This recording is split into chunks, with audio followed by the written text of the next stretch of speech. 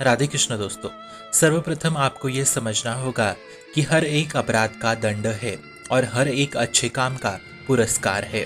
यही दोनों बातें हमें सृष्टि में नजर आती है। तो अब इसे ऐसे समझे कि ये जो कर्म के सिद्धांत है कि अवश्यम भोक्तम, ये पूरा राजकीय विभाग न्यायालय है जिसके अंतर्गत वकील कानून और कानूनी किताबें आती है।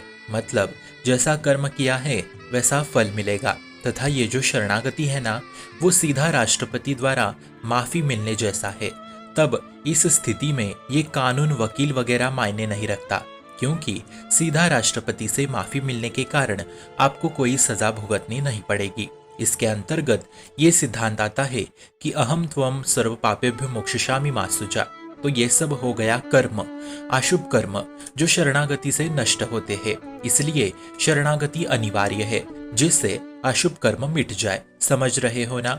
अब दूसरा है प्रारब्ध। सुनो भरत भावी ब्रूर विमुख कही राधानी जीवन मरण सब नस्ति विधान। ये जो है प्रारब्ध, ये पूर्व विधान के कारण होता है। ये वर्तमान का नहीं है, ये पूर्व विधान है।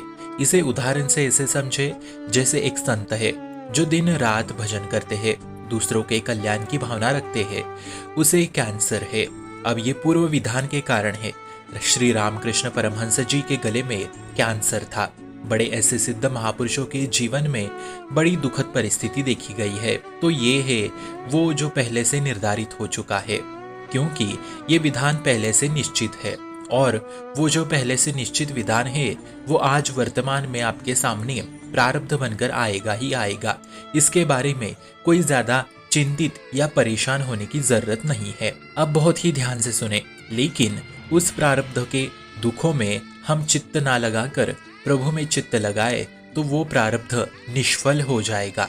एकदम सरल उपाय है ये इसका। समझ रहे हो ना। सबसे पहला अशुभ कर्मों को मिटाने के लिए शरणागति लेनी आवश्यक है। सन्मुख होए जीव जब ही जन्म कोटि अविनाशम तभी। और दूसरा है प्रारब्धों को मिटाने के लिए वर्तमान में चित्त को निरंतर प्रभु में लगाना जरूरी होगा, या उस प्रारब्ध के दुख दर्द पीड़ा के समय प्रभु में ही चित्त लगा के रखे तो वो प्रारब्ध निष्फल हो जाएंगे, या बहुत बड़ी हानि एक छोटे से दुख में बदल जाएगी।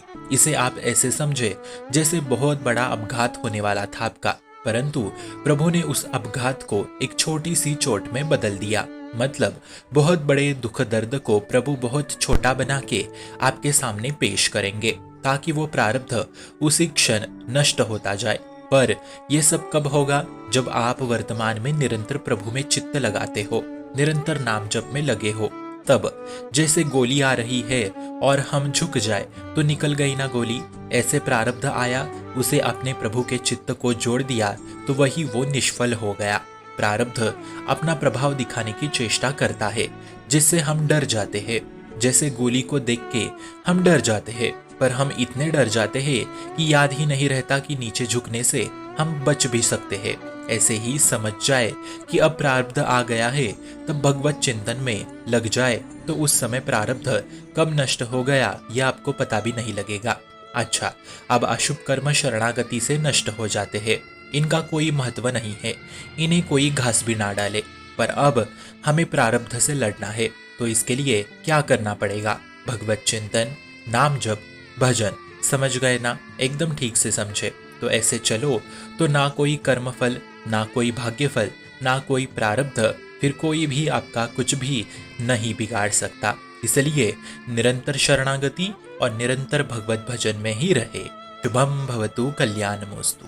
भक्ति का प्रसार करने हेतु इस चैनल को अपने मित्र और परिवार संग शेयर जरूर करें और भक्ति दृढ़ करने हेतु इस चैनल को सब्सक्राइब करना ना भूले। राधे राधे।